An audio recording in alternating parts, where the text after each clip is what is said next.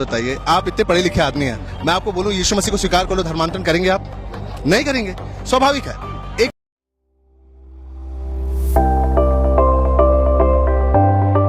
सोच है, एक वैचारिक एक दिमाग में डाल दिया गया है कि ये व्यक्ति चोर है।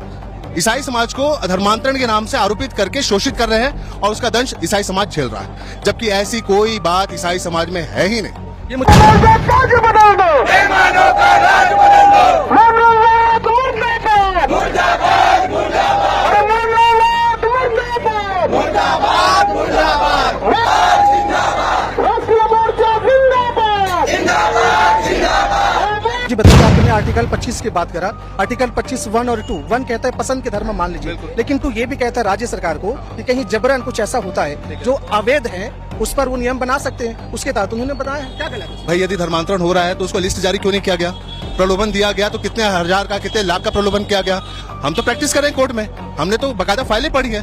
प्रलोभन की वस्तु वहाँ दिखती ही नहीं है। जब प्रलोभन की वस्तु वहाँ दिख नहीं रही है तो आप साबित कैसे करें कि प्रलोभन हुआ है? मैंने आर्टिकल 25 अगर हटा दें, कुल मिला के परेशानी किस पर है कि कलेक्टर से परमिशन लेना, इससे परेशानी है?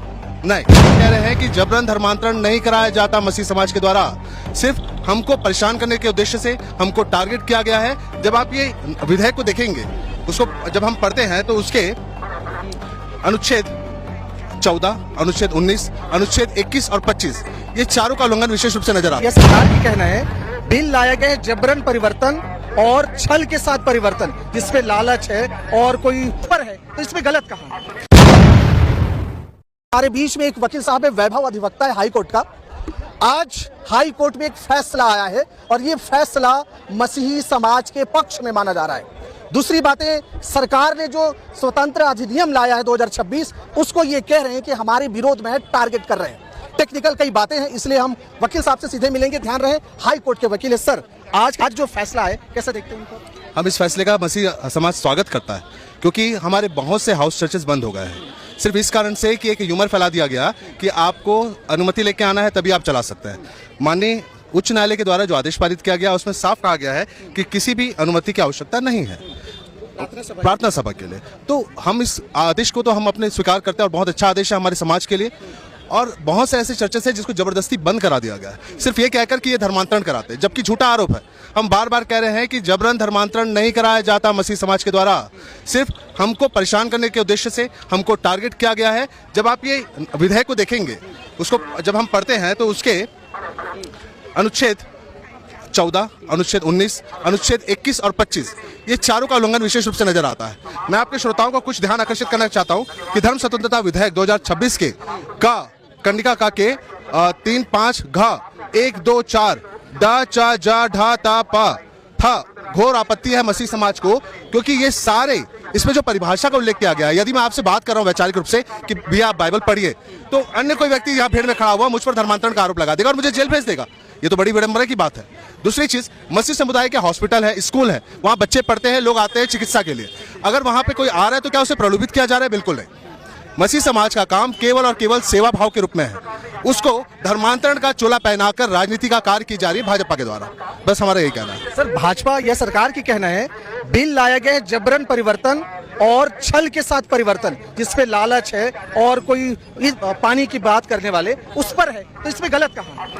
जबरन धर्मांतरण तो होता ही नहीं। पहली बात, जब आप यहाँ पे भी भीड़ में इतने सारे लोग खड़े हैं, आप किसी से भी माइक लगा के पूछ लीजिए कि क्या तेरे को चावल से, क्या तेरे को पानी से, क्या तेरे को तेल से लालच प्रलोभन मिला है क्या? ये भीड़ में कोई भी नहीं बोलने वाला।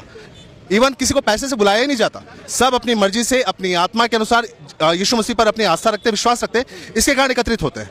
केवल यही एक बात है और उसको एक राजनीतिकरण करके धर्मांतरण का आरोप केवल ईसाई धर्म पर लगाया जा रहा है टारगेट करने के उद्देश्य से। मतलब आपको क्या लगता है फिर सरकार क्यों लेके टारगेट ही कर रहे हैं?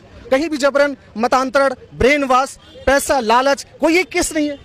एक बात बताइए, आप इतने पढ़े लिखे आदमी हैं, मैं आपको बोलूं यीशु मसीह को स्वीकार कर लो, धर्मांतरण करेंगे आप? नहीं करेंगे, स्वाभाविक है। एक सोच है, एक वैचारिक एक दिमाग में डाल दिया गया है कि ये व्यक्ति चोर है। ईसाई समाज को धर्मांतरण के नाम से आरोपित करके शोषित कर रहे हैं और उसका दंश ईसाई समाज झेल रहा है, जबकि ऐसी कोई बात ईसाई समाज में है ही नहीं। ये मुझे बताइए, आपने आर्टिकल 25 की बात करा। आर्टिकल 25 1 और 2, 1 कहता है पसंद के धर्म मान लीजिए, लेकिन 2 ये भी कहता है राज्य सरकार को कि कहीं जबरन कुछ ऐसा होता है जो अवैध है, उस पर वो नियम बना सकते हैं। उसके तहत उन्होंने बताया क्या गलत है? भाई, यदि धर्मांतरण हो रहा है तो उसको लिस्ट जारी क्यों नहीं किया गया? प्रलोभन दिया गया तो कितने हजार का कितने लाख का प्रलोभन किया गया, हम तो प्रैक्टिस करें कोर्ट में, हमने तो बाकायदा फाइलें पढ़ी है। प्रलोभन की वस्तु वहाँ दिखती ही नहीं है। जब प्रलोभन की वस्तु वहाँ दिख नहीं रही है तो आप साबित कैसे करें कि प्रलोभन हुआ है? मैंने आर्टिकल 25 अगर हटा दें, कुल मिला के परेशानी किस पर है कि कलेक्टर से परमिशन लेना, इससे परेशानी है? नहीं, हमें परेशानी है इसमें, यदि मैं आपसे मौखिक बात कर रहा हूं उससे, यदि मैं सामूहिक प्रार्थना सभा लगा रहा हूं, अभी तो हाईकोर्ट ने आदेश कर दिया, अब सपोज ये विधेयक पास हो गया तो जितने भी हाउस चर्चेज है जो छोटे छोटे चल रहे हैं सभी को धर्मांतरण नाम से जेल में डाल देंगे। अब सफर कौन करेगा? वो पास्टर या पादरी करेगा, उसका पूरी फैमिली करेगी। तो जब तक आरोप सिद्ध होंगे या वो छूटेगा तब तक तो परिवार परेशान होगा। तो मेरा ये कहना है कि मैं आपको एक सिंपल सा उदाहरण बताना चाहता हूँ, आप लोगों के नॉलेज में होगा दावरी केस, अब पहले कोई भी महिला किसी भी पुरुष के ऊपर शिकायत करती थी कि इसने मुझे दहेज से प्रताड़ित किया, सीधा उठा के जेल में। सुप्रीम कोर्ट ने गाइडलाइन लाया कि भाई आप इस तरीके से किसी को गिरफ्तार नहीं करेंगे, आप पहले इन्वेस्टिगेशन करेंगे, उसके बाद यदि वो जांच में दिखता है तब आप गिरफ्तार करेंगे। इस धारा में इस बिल में सीधा गिरफ्तारी का प्रावधान कैसे? इन्वेस्टिगेशन तो करो।